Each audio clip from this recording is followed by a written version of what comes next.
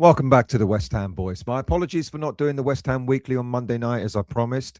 Certain circumstances meant that it probably wasn't worth my while doing the show, but it will be back, and there may also be a live show at one stage at one evening this coming week. So look out for that, and look out for the West Ham Weekly returning next Monday night. What am I going to talk about? Well, now that for us everything else is out of the way, cup competitions and so on and so forth, we're now focused purely on staying in the Premier League. And the battle to avoid relegation from the Premier League looks like it could go down to the wire, with Leeds United, Nottingham Forest, Tottenham Hotspur, and ourselves fearing for our top flight futures. Now, with Wolves and Burnley almost out of the running, I'm not saying that they're going to be they're completely out of the running yet. They're not cut adrift just yet, but it's looking more likely that those two teams will go down, with those two possibly taking two places in the relegation zone. It's looking like a dogfight between four teams to avoid finishing 18th. Now, Nottingham Forest, before the international break, certainly put the cat amongst the pigeons when they got a very good 3-0 away win against Tottenham Hotspur. That result plunged Spurs further into turmoil, with the prospect of a shock relegation growing ever more likely for one of the Premier League's ever-present teams. Spurs remain only a point above West Ham. Leeds are 4 points above the drop, but they're by no means out of the woods just yet. There promises to be an awful lot of dramatic twists and turns in the final 7 games of the season. It's going to be traumatic, to say the least. And it seems by some that Spurs may have now given themselves a lifeline by appointing their third manager of the season in Roberto De Zerbi. Let's see how that pans out. So let's look at each team in detail to identify how they may or may not do. Before I do that, there's a QR code that's in the top corner there. If you've yet to become a subscriber of this channel, if it's the first time that you're watching the West Ham Voice, please click on that QR code at the end of the show. It takes you straight to the subscription page. No charge to become a subscriber. If you enjoy the content, become a subscriber and look out for further content coming up. If you enjoy this video, you can click the like button below the video at the end of the show.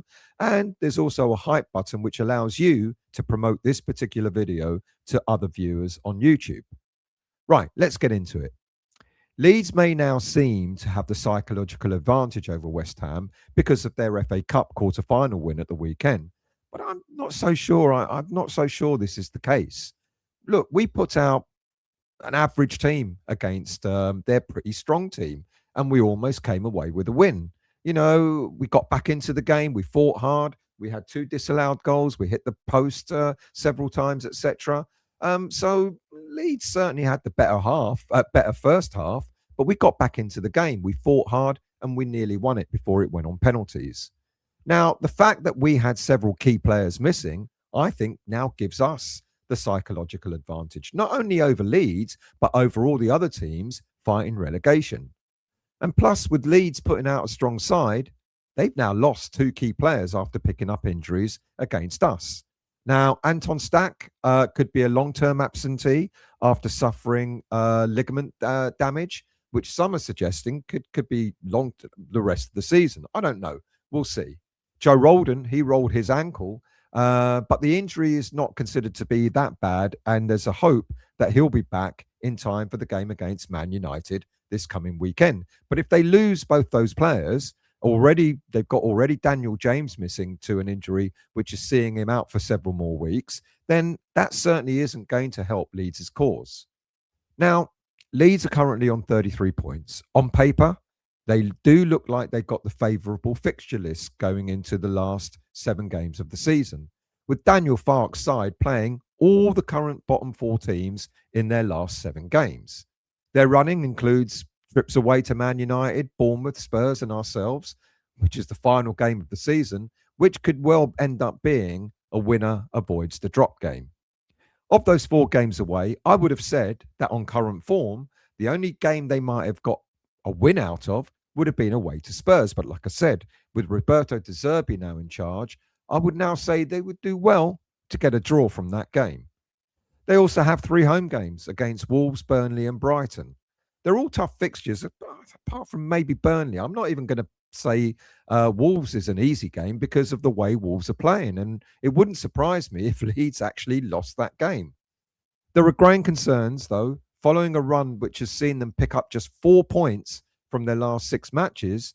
That's the second lowest tally in the division. Now, those 4 points have all come from draws, with Leeds scoring just 3 goals across those matches, but only conceding 5. So they're not scoring a lot. Fair play, they're not conceding a lot either. So from the remaining fixtures, I think they're likely to accumulate maybe 6 more points. Is that going to be enough? Well, the biggest banker, I think, is going to be the Burnley game, as I've mentioned, on the 19th of April. And that could be the only game that they actually win out of the remaining 7 games that they've got. Their biggest write-off could be Man United on the 13th of April. Leeds, they're 12 games without an away win and yet to win at Old Trafford in the Premier League era. Potential banana skin, as I've already mentioned, could be Wolverhampton Wanderers at home. So to recap on their final 7 games, got Man United away from home on this coming weekend, and then Wolverhampton Wanderers on April the 18th, which I think will be a draw. Bournemouth away, could be a defeat there. Burnley at home, should be a win. Tottenham away, I think they'll get a draw there. Brighton, I think could get a draw from that, and then away to West Ham United, which I'm predicting, fingers crossed, is going to be a win for us. So the prediction is that they could accumulate 39 points between now and the remainder of the season. What about Nottingham Forest? Well, currently on 32 points, and they've got some very tough fixtures coming up with away visits to Aston Villa, Sunderland, Chelsea, Man United. That's a pretty tough run-in. They could easily lose all 4 of those away games and will be reliant on getting something from their home games. And just like Leeds, they play Burnley, and that may be the only team they actually beat in the 7 games remaining, with possible draws coming against Newcastle and Bournemouth. Now, that will give them 37 points in total. Now, Forest's statement 3-0 win at Spurs will have fans buoyant about their chances of beating the drop. If they get another win like that, then they will definitely stay up. The result came at the end of a positive week for them before the international break, with them also progressing to the quarterfinals in Europe. Now, Forest's fixtures immediately after the international break could prove to be the key to their survival ahead of what's looking like a tough-looking conclusion to their season. Forest's home matches on paper could deliver points, but they have scored a league low of 13 goals in front of their own fans so far this season. Now, Forest have also had their fair share of injuries, with Nicolo Savona, Jacques Cunha, and Willy Bolly, all defenders, all being out, which kind of leaves them a little bit short in squad depth in defence. In terms of their games, like I've mentioned, I think their biggest banker is going to be Burnley at home on the 19th. Vitor Pereira's side will have a home match against the struggling Clarets, circled for 3 points. Their biggest write-off, Man United away. Forest will be hoping that Man United would have already secured Champions League qualification by the penultimate game of the season. However, you can bet that Man United and Michael Carrick are going to want to deliver a final flourish in front of their home fans. And the potential banana skin, it could be Burnley. Anything but 3 points against Burnley would set the nerves jangling, particularly with difficult-looking away matches against Chelsea and Man United coming up in May. So just a recap on their final games. They got Aston Villa. I'm kind of predicting a defeat there. Burnley at home, predicting a win. Sunderland away is going to be tough, but I'm predicting they could lose that as well. Chelsea away, a defeat there. Newcastle, could be a draw, could be a defeat. Man United, a defeat. Bournemouth, a draw, with a prediction of 37 points in total. Is that going to be enough to keep them up? Well, this all depends on what happens with Tottenham Hotspur.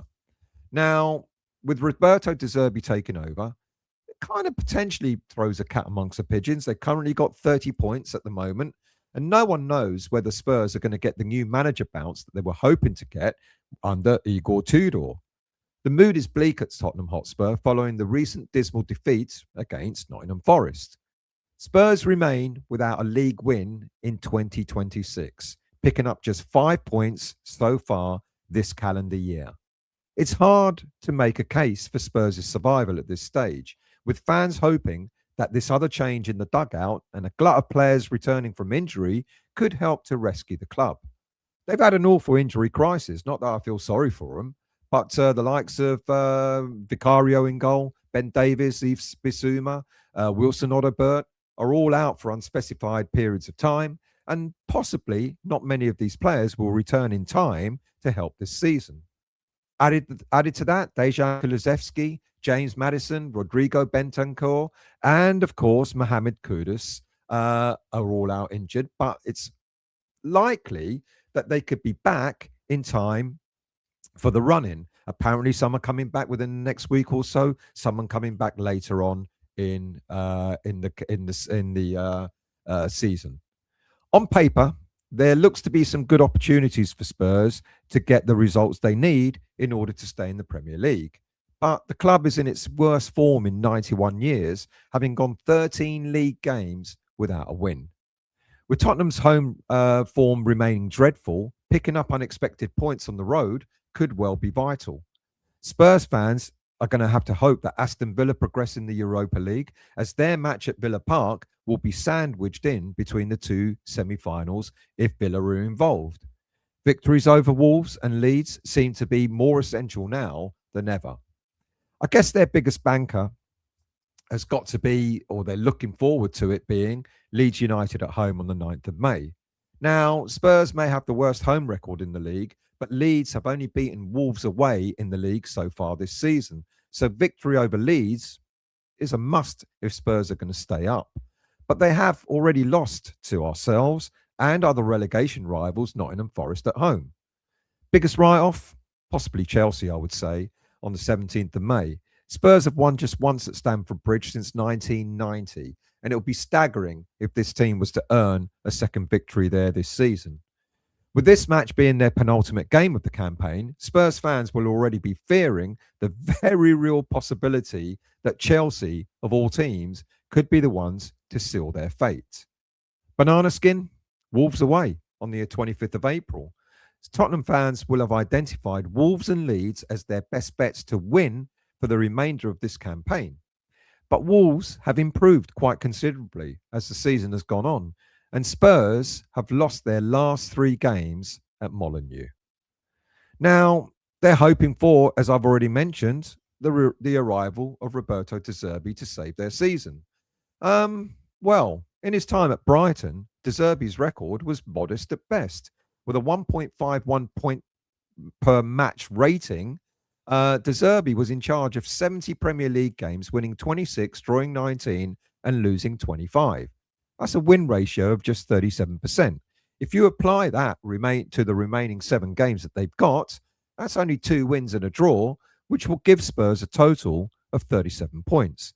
My prediction was much the same. I think they're going to get maybe 1 win and 4 draws in order to give them 37 points. Now, let's look at their running.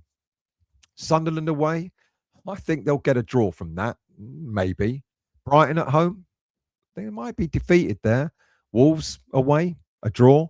Aston Villa, I'm being generous and I'm giving them a draw. Leeds at home, a win. Chelsea away, a defeat. And then their final game of the season against Everton at home, they're going to want to hope for a win in that game. Prediction for them, also just like Nottingham Forest, 37 points. Is that going to be enough for them? I guess we'll see. Then we come to ourselves with current tally of 29 points, plus the inferior goal difference, which effectively hinders us by a further point. Now, as far as our squad's concerned, whilst we've also got our fair share of injuries, it's felt that Nuno could have a fully fit squad to select from when we meet Wolves this coming Friday night. Alphonse Areola, maybe the latest player on the injury list, might not be available, but it's widely accepted that Mads Hermansen is going to be the keeper between the sticks in the Premier League for the final games of the season. Finlay Herrick is going to be buzzing from his first senior appearance, and if Areola isn't fit enough to be on the bench, I guess Herrick is likely to be named on the bench. Now, we're all hoping for and looking out for Crysencio Somerville and Jean-Claire Todibo. They've both been out with calf injuries. It's understood that Somerville faced a late fitness test for the game against Leeds in the Cup. And although he didn't make it, it's a suggestion that his return is imminent. But what a good time for Adama Traore to demonstrate that he could offer something if Somerville's injury is longer than hoped for. It's understood that Traore played really well against Leeds United. So if Somerville isn't available for the Wolves game, then I think Traore will be the player that will take his place again to face his former club. Then we have John Claire Todibo and Dinos Mavropanos. Both Todibo, as I've mentioned, calf injury. Mavropanos under concussion protocols, couldn't play against Leeds United even if he wanted to. Now, Todibo is thought to be close to a return, but it might come just too soon for the game against Wolves on Friday. So our injury situation seems to be, but then we've got Dinos back. So even though Areola and Todibo might not make it, and maybe Somerville might not make it, we've got cover there. We've got Hermansen, we've got Dinos, and we've got Traore to step in their place. We looked destined for the drop back in January, but our upturn in form under Nuno has given us real hope of survival. The problem is that despite the improvement, we still remain in the bottom three heading to the final games of the season. Now, there will be an immediate chance to jump out of the bottom three when we face Wolves on Friday night. We can't mess it up. We then look at the next match against Crystal Palace as an opportunity to gain ground on the teams around us, above us. And with Palace having won just 3 home matches in the league this season, there's a good chance of getting a positive result there as well. Our goal difference is the worst of the 4 sides that could ultimately prove crucial. So we've got some big matches coming up. Our biggest banker has got to be Wolves this coming weekend. Victory over Wolves would lift us out of the bottom 3. It will put Tottenham Hotspur in the relegation zone before their match away at Sunderland, and that could prove to be another massive psychological blow. Biggest write-off? Well, everyone is saying Arsenal at home. I kind of wish that, excuse me, I kind of wish that we were actually playing Arsenal away because we kind of get results from them away from home. And for some reason, we don't always seem capable of beating them at our own ground. But we hope that they will probably have the title wrapped up by this point and have their eyes on other prizes. But on paper, it kind of should be 3 points for them. But I don't know. Let's see. Potential banana skin, of course, no doubt, is Leeds United in the last game of the season. West Ham fans will be dreading it coming down to the final day of the season. And it remains a possibility that this could be a shootout to avoid the drop. Having said all this, we have the momentum above all the other teams fighting relegation. Over the last 10 Premier League games, we lie 7th with 15 points gained in those 10 games. There's no other team fighting relegation who comes close to our points tally over the last 10 games, which gives us greater hope and that the momentum is truly with us. Even if Spurs do get their new manager bounce, my points prediction for West Ham will elevate us above them, Forest and Leeds. Had you asked me, I don't know, last week, a few weeks ago, 3 weeks ago, who would be the third team to go down with Burnley and Wolves, I would have confidently have said of Spurs. But now I'm not so sure. But my gut tells me it won't be West Ham United. Claret and blue tinted glasses? Yeah, maybe. So what's our running? Let's do a recap of our running. We've got Wolves this coming weekend. I'm going for a win. Crystal Palace away, a draw. Everton at home, a win. Brentford away, we'll get a draw. We could lose to Arsenal, although I think we might get a draw there. We could lose to Newcastle, quite possibly. And if we do, then it will be all down to the last game of the season against Leeds United. I'm predicting 40 points. Yeah, I know. Call me deluded, but there you have it. So my league table, the final standings for the league table, Wolves and Burnley, I think will go. I think it's going to be a choice between Nottingham Forest and Tottenham Hotspur as to who gets that 18th place. Same, 17th as well. It's one of those 2 teams. Leeds United will be clear with 39. And I'm predicting quite confidently that West Ham United are going to be clear of the relegation zone, and we're going to finish with 40 points. Call me deluded, call me stupid, but that's my prediction. Leave your comments. Tell me what you think. And like I said, do become a subscriber of the channel. Thank you for watching. Thank you for listening. I'd be very interested to hear what you think as to how the relegation running's gonna pan out. But in the meantime, I'll see you all very soon.